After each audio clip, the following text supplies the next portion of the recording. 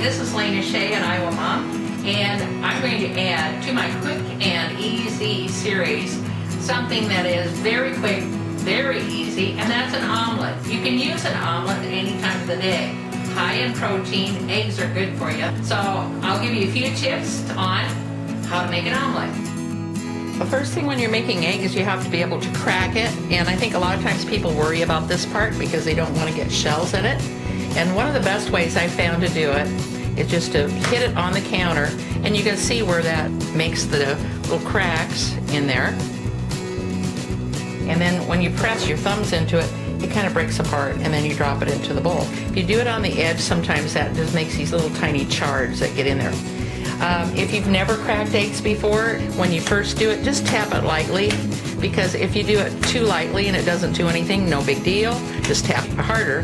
But if you do it really hard and you smash the thing, that would not be so good. I'm going to be just making a small omelet, so I'm going to be using a small frying pan. Let's start by putting our frying pan on the burner. And I do want it to heat up fairly quickly, so I put it on a medium-high. And I'm going to add olive oil. Olive oil is healthy, and so it's a good thing to use. I put olive oil in one of these little ketchup bottles. It does make it very handy and easy just to put that oil in there, exactly what I'm wanting. And you can see it doesn't go all over the whole thing yet, but as it heats up, that's going to spread out.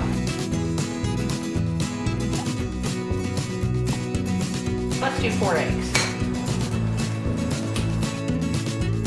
You can add milk to the omelet if you want to. We don't, because we're trying to stay clear of as much dairy.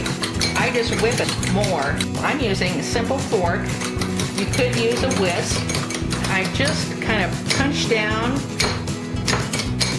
and just get that aerating in there. How do we know if it's enough? Stop for a minute and you can see all those bubbles. I don't want to see any stripes of yellow or stripes of clear. It should be completely mixed, and I'd say this is ready to go. Now we're going to check our pan. Is it hot? I can just move that pan and you can see that oil is moving very freely.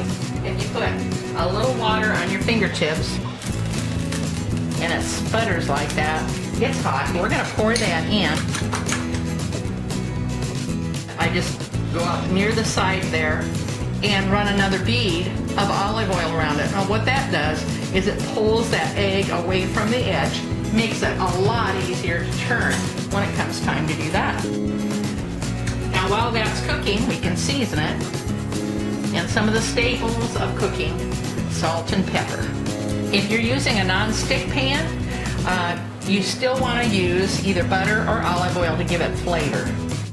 What I do, as soon as that starts to firm up, I take a spatula and run my spatula underneath it, and then I flip that, and it's going to let all that runny go down. I'm going to run a little bead of olive oil around the outer edge just to keep that free.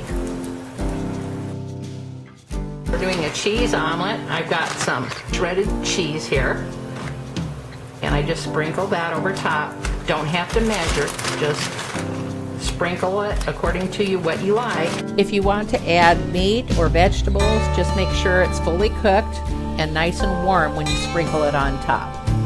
How to know it's done? You can kind of see it looks all bubbly and stuff on the top, but you can kind of peek underneath. And I can see that's nice and brown, and we're just flipping it on the side, and I'm going to cut it right down the middle with my spatula. And we're going to serve this on a plate. I can add just a little bit more cheese just to make it kind of pretty. Now that was quick and easy. This is Lena Shea, an Iowa mom.